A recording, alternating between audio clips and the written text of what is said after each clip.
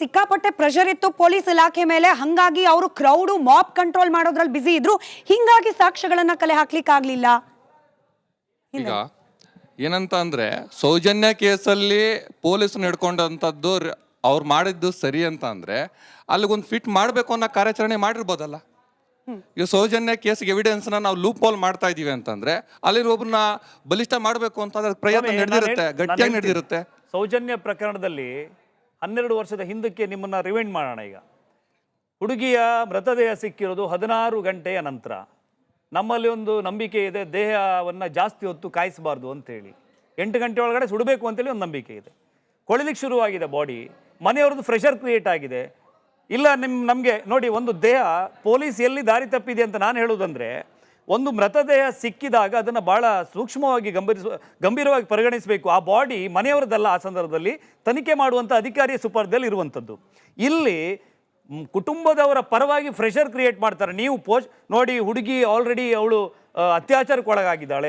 ಅಲ್ಲಿ ಗಿಳಿಯಾರ್ ಅವರ ಇದೆಲ್ಲ ಆ ಸಂದರ್ಭದಲ್ಲಾದಂತ ಚರ್ಚೆಗಳನ್ನ ನಾನು ಹೇಳ್ತೇವೆ. ನಿಮ್ ಕಣ್ಮುಂದೆ ಇದೆಲ್ಲ ನಡೀತಾ ಇಷ್ಟು ಕಾನ್ಫಿಡೆನ್ಸ್ ಎಲ್ಲ ಹೇಳಲಿಕ್ಕೆ ಹೆಂಗ್ ಸಾಧ್ಯ? ಹುಡುಗಿ ಮನೆಯವ್ರ ಪ್ರೆಷರ್ ಇತ್ತು, ಅವರೇನೆ ಡೆಡ್ ಬಾಡಿ ನಮಗೆ ಕೊಡಿ ಅಂತಂದ್ರು, ಪೋಸ್ಟ್ ಮಾರ್ಟಮ್ಗೆ ಅವ್ರು ಅಬ್ಜೆಕ್ಟ್ ಮಾಡಿದ್ರು, ಡಾಕ್ಯುಮೆಂಟ್ಸ್ ಬೇಕು, ದಾಖಲೆ ಬೇಕು, ಸಾಕ್ಷ್ಯ ಬೇಕು. ಇದಕ್ಕೆ ಒಬ್ಬ ವಸಂತ್ ಗಿಳಿಯಾರ್ ಅವರ ಹೇಳಿಕೆ ಇಲ್ಲಿ ಎವಿಡೆನ್ಸ್ ಆಗಲ್ಲ. ಮೇಡಮ್, ನೀವೀಗ ರಾಮಾಯಣ ಮಹಾಭಾರತದ ಬಗ್ಗೆ ಹೇಳ್ಬೇಕಾದ್ರೆ ನೀವು ಅಲ್ಲಿಗೆ ಹೋಗಿರಲ್ಲ. ನೀವು ಅದನ್ನ ಸ್ಟಡಿ ಮಾಡ್ತೀರಿ, ಚರ್ಚೆ ಮಾಡ್ತೀರಿ, ಎನ್ಕ್ವೈರಿ ಮಾಡ್ತೀರಿ. ಫಾರ್ ಎಕ್ಸಾಂಪಲ್ ಸರ್, ಈಗ ಮನೆಯಿಂದ ತರಿಸಿದಂತ ಬಟ್ಟೆನೆ ಎವಿಡೆನ್ಸ್ ಆಗಿ ಕೊಡ್ತಾರೆ ಅನ್ನೋದು ಖಂಡಿತ ಇದೆ. ಎಲ್ಲಿ ಕೊಟ್ಟಿದ್ದಾರೆ? ಕೊಟ್ಟಿದ್ದಾರೆ. ನೀವು ಸಾಕ್ಷಿ ಖಂಡಿತ ಸಾಕ್ಷಿ ಇದೆ. ಗಿರೀಶ್ ಮಟ್ಟಣ್ಣನವರು ಹೇಳುವ ಸುಳ್ಳನ್ನ ಹೇಳಬೇಡಿ. ಇಲ್ಲ, ಎವಿಡೆನ್ಸ್ ಇದೆ. ಗಿರೀಶ್ ಮಟ್ಟ ಅವರು ನಮ್ಗೆ ಅಲ್ಲಿ ಮುಖ್ಯ ಅಲ್ಲ. ಸುಮ್ಮನೆ ಪೊಲೀಸ್ ಇನ್ವೆಸ್ಟಿಗೇಷನ್ ಆದಂತ ನಡೆದಂತ ನೀತಿಗಳು, ನಡೆದಂತ ದಾರಿಗಳು ಕಣ್ಣು ಮುಂದೆ ಇದೆ ಸರ್. ನೋಡಿ, ಇದು ಮೇಡಮ್ ಕಣ್ಣು ಮುಂದೆ ಇದೆ. ಒಂದ್ ನಿಮಿಷ ನೋಡಿ, ಇದನ್ನ ಸಾರ್ವಜನಿಕವಾಗಿ ನಾನು ಹೇಳೋದು, ಇವರು ನಿರಂತರವಾಗಿ ಇದೇ ಸುಳ್ಳನ್ನು ಹೇಳ್ಕೊಂಡು ಬಂದ್ರು. ಸೌಜನ್ಯಳ ಮನೆಯಿಂದ ತಂದಂತ ವಸ್ತುವನ್ನ ಸಾಕ್ಷಿಯಾಗಿ ಕೊಟ್ಟರು ಅಂತ ಹೇಳಿ. ಇದಕ್ಕೆ ನಂದು ಬಹಿರಂಗವಾದ ಸವಾಲಿದೆ. 18 ಸಾಕ್ಷಿಗಳಲ್ಲಿ ಸೌಜನ್ಯ ಮನೆಯಿಂದ ತಂದಿರುವಂತ ಇದಿಲ್ಲ, ಯಾವುದು ವಸ್ತು ಇಲ್ಲ, ಒಳಚಡ್ಡಿ ಇಲ್ಲ. ಅದು ಯಾಕಂದ್ರೆ ಆ ಹುಡುಗಿ ನೋಡಿ, ಹೇಳ್ತೀನಿ ಕೇಳ್ರಿ, ಯಾರು ಹೇಳಿದ್ದಾರೆ? ಯಾರ ಹತ್ರ ನೋಡೋದು?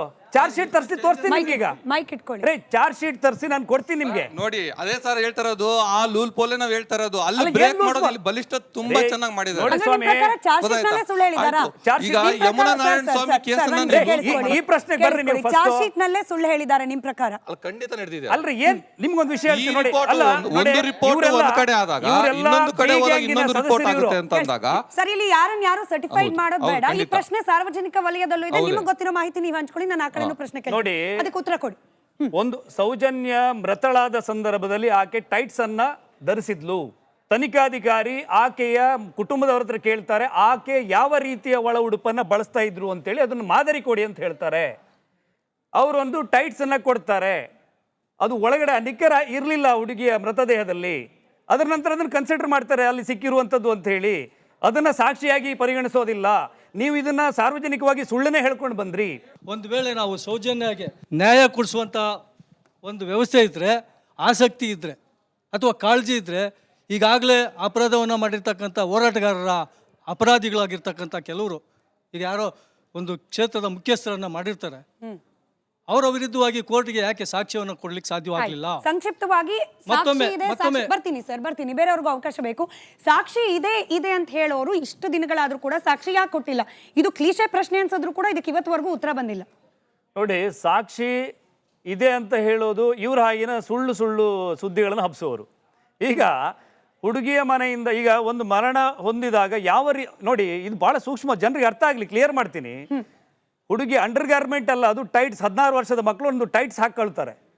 ಅಲ್ಲಿ ಅಂಡರ್ ಗಾರ್ಮೆಂಟ್ ಸಿಗ್ಲಿಲ್ಲ ಅವರಿಗೆ.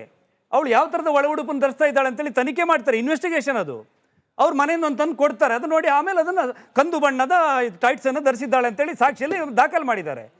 ಇವ್ರು ಹೇಳ್ತಾರೆ, ಅವ್ರು ಕೇಳಿದಾಗ ನಮಗೆ ಅನುಮಾನ ಬಂತು, ನಾವು ನೂಲನ್ನು ಹಾಕಿ ಕೊಟ್ಟಿದ್ದೇವೆ, ಅದರಲ್ಲಿ ಒಂದು ಹೊಲಿಗೆ ಮಾಡಿಕೊಟ್ಟಿದ್ದೀವಿ ಅಂತ ಹೇಳ್ತಾರೆ. ನೋಡಿ, ತನ್ನ ಸ್ವಂತ ಮಗಳ ಹೆಣ ಬಂದು ಅಂಗಳದಲ್ಲಿ ಬಿದ್ದಾಗ ಯಾವುದಾದ್ರೂ ತಾಯಿ ಸೂಜಿ ಹಿಡ್ಕೊಂಡು ನೂಲು ಹಾಕಿ ಕೊಡ್ತಾರೆ. ಒಂದ್ಸಾರಿ ತಾಯಿ ಹೇಳಿದ್ದಾರೆ, ಇನ್ನೊಂದ್ಸಲ ಮಾವ ಹೇಳ್ತಾರೆ, ನಾನು ಟೈಲರ್, ನಾನು ಹೊಲಿದು ಸ್ವಲ್ಪ ಕಟ್ ಮಾಡಿ ನೂಲು ಬಿಟ್ಟು ಕೊಟ್ಟಿದ್ದೀನಿ ಅಂತೇಳಿ. ಒಂದೇ ಪ್ರಕರಣಕ್ಕೆ ಎರಡೆರಡು ಹೇಳಿಕೆಗಳನ್ನು ಕೊಡುವಂಥದ್ದು.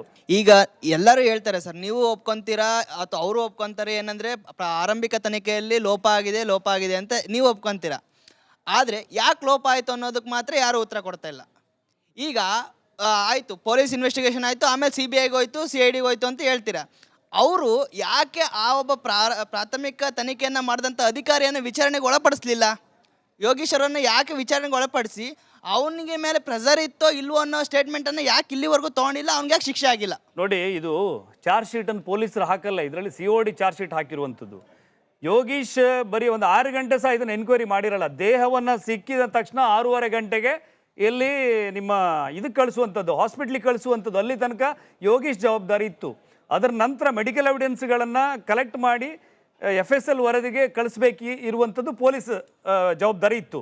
ಅದು ಒಂದೇ ಬಿಟ್ಟರೆ ಮತ್ತೇನು ಅಲ್ಲಿ ತನಿಖೆಯಲ್ಲಿ ತಪ್ಪಾಗಲಿಲ್ಲ. ಯಾಕಂದರೆ ಆರೋಪಿನ ಹಿಡಿದಿದ್ದು ಪೊಲೀಸರೇ. ಈ ಜನ ಕೊಟ್ಟಾಗ ಪೊಲೀಸರೇ ಹಿಡಿದಿರುವಂಥದ್ದು, ಅವನನ್ನು ಎನ್ಕ್ವೈರಿ ಮಾಡಿರುವಂಥದ್ದು, ಅವನನ್ನು ಮೆಡಿಕಲ್ ಎಕ್ಸಾಮಿನ್ ಮಾಡಿರುವಂಥದ್ದು ಪೊಲೀಸರೇ. ಅಧಿಕಾರಿಯನ್ನು ಯಾಕೆ ವಿಚಾರಣೆಗೆ ಒಳಪಡಿಸಿಲ್ಲ? ಇಲ್ಲಿ ನೋಡಿ, ತನಿಖೆ ಮಾಡುವಾಗ 1,000 ಎವಿಡೆನ್ಸ್ಗಳಿದ್ರೆ 10 ಎವಿಡೆನ್ಸ್ಗಳು ಮಿಸ್ ಆಗ್ಬಹುದು. ಹಾಗಂತೇಳಿ ತನಿಖೆ ಮಾಡಿದ ಎಲ್ಲ ಅಧಿಕಾರಿಗಳನ್ನ ಡಿಸ್ಮಿಸ್ ಮಾಡುವಂಥ ಪ್ರೊಸೀಜರ್ ಇಲ್ಲ ಈ ದೇಶದಲ್ಲಿ. CBIನವರು ಏನು ಹೇಳ್ತಾರೆ, ಇನ್ವೆಸ್ಟಿಗೇಷನ್ ಮಾಡಿದಾಗ ಏನು ಹೇಳ್ತಾರೆ ಅಂತಂದರೆ, ಆಲ್ರೆಡಿ ಸಾಕ್ಷಿಗಳ ನಾಶ ಆಗಿದೆ, ನಮಗೆ ಹೊಸ ಸಾಕ್ಷಿ ಯಾವ ಸಿಕ್ತಿಲ್ಲ, ಹಾಗಾಗಿ ನಾವು ಈಗ ಇರೋಂಥ ಮಾಹಿತಿ ಮೇರೆಗೆ ಈಗಿರೋಂಥ ಸಾಕ್ಷಿಗಳ ಮೇರೆಗೆ ನಾವು ಚಾರ್ಜ್ ಶೀಟ್ ಅದನ್ನ ಸೋಷಿಯಲ್ ಮೀಡಿಯಾದಲ್ಲಿ ಹೇಳ್ತಿರೋದು ಹೊರತು CBI ಹೇಳಿದ್ದಕ್ಕೆ ಎಲ್ಲೂ ಉಲ್ಲೇಖ ಇಲ್ಲ. CBI ಯಾರ ಹತ್ರ ಹೇಳಿದೆ? ನಿಮ್ಮ ಹತ್ರ ಹೇಳಿದ್ಯಾ? ಅದು ಎಲ್ಲಾದ್ರೂ ಬರ್ದಿದೆಯಾ? ಲೆಟರ್ ಇದೆಯಾ? ಅಲ್ಲ ಸರ್, ಪ್ರಾಥಮಿಕ ಸಾಕ್ಷ್ಯ ನಾಶ ಅನ್ನುವ ಉಲ್ಲೇಖ ಎಲ್ಲೂ ಕೂಡ ಇಲ್ಲ. ನಾಶ ಆಗಿರೋದು ಹೌದೋ ಇಲ್ಲೋ ಈ ಪ್ರಕರಣದಲ್ಲಿ? ನಾನು ಹೇಳ್ತೇನೆ, ಸಮರ್ಪಕವಾಗಿ ಆರಂಭಿಕ ಹಂತದಲ್ಲಿ ತನಿಖೆಯಲ್ಲಿ ವ್ಯತ್ಯಾಸಗಳಾಗಿವೆ. ಸಾಕ್ಷ್ಯ ನಾಶ ಆಗ್ಲಿಲ್ಲ. ಹೇಗಾಗುತ್ತೆ ಸಾಕ್ಷ್ಯ ನಾಶ ಆಗಿದೆಯಾ ಇಲ್ವಾ? ಆಗಿದೆ. ನೀವೇನ್ ಹೇಳ್ತೀರಾ? ಸಾಕ್ಷ್ಯ ನಾಶ ಆಗಿದೆಯಾ ಇಲ್ವಾ? ಆಗಿಲ್ಲ. ಒಂದ್ ವೇಳೆ ಆಗಿಲ್ಲ ಅನ್ನೋದಾದ್ರೆ ಮತ್ತೆ CBI ಬಂದು ತನಿಖೆ ಮಾಡಿದಾಗ ಆ ಸಾಕ್ಷಿಗಳು ಯಾಕೆ ಸಿಗ್ಲಿಲ್ಲ? ಅಲ್ರಿ, ನಿಮ್ಗೂ ನೋಡಿ, ಒರಿಜಿನಲ್ ಸ್ವಾಪ್ ತೆಗೆದಾಗ ಅದು ಫಂಗಸ್ ಆಗಿದೆ. ಒರಿಜಿನಲ್ ಸ್ವಾಪ್ ಕೊಟ್ಟೇ ಇಲ್ಲ ಅಂದ್ರೆ ಸಾಕ್ಷಿ ನಾಶ. ಅವನು ಬಟ್ಟೆ ಸಿಕ್ಕಿದೆ, ಅದರಲ್ಲಿ ಸಿಕ್ಕಿರುವಂಥ ಕೂದಲು ಅದಕ್ಕೆ ಬುಡ ಇರಲಿಲ್ಲ, ಅದು ಮ್ಯಾಚ್ ಆಗಲ್ಲ DNA. ಸಾಕ್ಷಿ ನಾಶ ಆಗೋದಂದ್ರೆ ಅವನ ವಸ್ತುಗಳನ್ನು ಇವರು ಸುಡಬೇಕಿತ್ತು. ಸಾಕ್ಷಿ ನಾಶ ಆಗೋದಂತ ಹೇಳಿದರೆ ಬೇರೆ ಏನೋ ಮಾಡಬೇಕಿತ್ತು. ಫಂಗಸ್ ಆಗಿದ್ದಕ್ಕೆ ಹೆಂಗೆ ಸಾಕ್ಷಿ ನಾಶ? ಸರಿಯಾದ ಟೈಮಲ್ಲಿ ಕೊಟ್ಟಿದ್ದಿದ್ರೆ ಹಿಂಗೆ ಆಗ್ತಿರ್ಲಿಲ್ಲ ಅಂತ ನಾನು ಹೇಳೋದು. ಸಾಕ್ಷಿ ನಾಶ ಆಗೋದಂತ ಹೇಳಿದರೆ ಸಿಕ್ಕಿರುವಂಥ ಎವಿಡೆನ್ಸ್ಗಳನ್ನು ಮರೆಮಾಚುವಂಥದ್ದಾಗಿತ್ತು. ಅಲ್ರೇ ಸ್ವಾಮಿ, ರೆಡ್ ಶರ್ಟ್, ಯಾವ ಸಾಕ್ಷಿ ನಾಶ ಆಗಿದೆ ಪರ್ಟಿಕ್ಯುಲರ್ ಹೇಳಿ ನೀವು. ಸರ್, ಈಗ ನಾನು ಏನೇನೋ ಒಂದು ಕಾರ್ಯವೈಖರಿ ಮಾಡಬೇಕು ಅಂತಂದ್ರೆ ನನಗೊಬ್ರು ಮಾನಿಟರ್ ಇರ್ತಾರಲ್ಲ ಸರ್, ಆ ಮಾನಿಟರ್ ಯಾರು? ಸರ್ಕಾರ ಅಂತೂ ಅಲ್ಲ ಅವ್ರಿಗೆ. ನಾನು ಖಂಡಿತ ಹೇಳ್ತೀನಿ. ನೋಡಿ, ಖಂಡಿತ ಅಂತ ನಿಮ್ ಪ್ರಕಾರ ಯಾರು? ಆಡಳಿತ ವರ್ಗ ಇದೆಯಲ್ಲ, ಅಲ್ಲಿ ಧರ್ಮಸ್ಥಳದ ಆಡಳಿತ ಅಂತ ಪ್ರತ್ಯೇಕವಾಗಿ ಇದೆಯಲ್ಲ. ನಟರಾಜ್ ಅವರೇ ಸ್ಪೆಸಿಫಿಕ್ ಆಗಿ ಹೇಳಿ, ನಿಮ್ಮ ಪ್ರಕಾರ ಯಾರು ಧರ್ಮಸ್ಥಳ ಗ್ರಾಮ ಪಂಚಾಯತಿ ಪೊಲೀಸ್ ಇಲಾಖೆ ಈ ರೀತಿಯ ಡೆಮೋಕ್ರೆಟಿಕ್ ವೇ ಅಲ್ಲಿ ಇರೋ ಆಡಳಿತ ಪ್ರಶ್ನೆ ಮಾಡ್ತಿದ್ದೀರೋ, ಅಥವಾ ಧರ್ಮಸ್ಥಳ ಅಲ್ಲಿನ ದೇವಸ್ಥಾನ ಅದರ ಆಡಳಿತ ಮಂಡಳಿ ಅದರ ಮೇಲ್ವಿಚಾರಕರು ಇವರು? ನಾವು ನೇರವಾಗಿ ಹೇಳೋದಂದ್ರೆ ಅಲ್ಲೊಂದು ಪಾಳೆಗಾರಿ ಪದ್ಧತಿನೇ ಇದೆ. ಧರ್ಮಸ್ಥಳದಲ್ಲಿ ಪಾಳೆಗಾರಿಕೆ ಇಲ್ಲ. ಇದನ್ನ ನಾನು ಕಂಪ್ಲೀಟ್ ಆಗಿ ಒಪ್ಪೋದಕ್ಕೆ ನಾನು ರೆಡಿನೇ ಇಲ್ಲ. ಧರ್ಮಸ್ಥಳ ಒಂದು ಪಟ್ಟ. ಇವತ್ತು ವೀರೇಂದ್ರ ಹೆಗ್ಡೆ ಅವರು ಇದ್ದಾರೆ, ನಾಳೆ ಅಣ್ಣಪ್ಪನ ಪ್ರೇರಣೆ ಆದ್ರೆ ಅವರ ಫ್ಯಾಮಿಲಿಯಲ್ಲೋ ಮತ್ತೊಬ್ರು, ಅದು ನಾವು ಹೇಳಲಿಕ್ಕಾಗಲ್ಲ, ಅಲ್ಲೊಂದು ಶಕ್ತಿ. ಈಗ ಹಿಂದಿನಿಂದಲೂ ನಾವು ಧರ್ಮದ ಶ್ರದ್ಧೆ ಮೇಲೆ, ಸನಾತನದ ಮೇಲೆ ನಂಬಿಕೆ ಇಟ್ಕೊಂಡು ಬಂದಾದ್ಮೇಲೆ ಭರತ ಶ್ರೀರಾಮನ ಪಾದುಕೆಯನ್ನಿಟ್ಟು ಆಡಳಿತ ನಡೆಸ್ತಾನೆ ಅವನು ವನವಾಸಕ್ಕೆ ಹೋದಾಗ. ಅದು ಒಂದು ಗೌರವ ಕೊಡುವಂಥದ್ದು. ರಾಮ ಸೊಸೈಟಿಗೆ ಎದ್ರಿ ಸೀತೆಯನ್ನ ಕಾಡಿಗೆ ಕಳಿಸ್ತಾನೆ. ಹಾಗಾದ್ರೆ ಸೀತೆ ಒಳ್ಳೆವಳು ಅಂತ ರಾಮಂಗ್ ಗೊತ್ತಿರ್ಲಿಲ್ವಾ?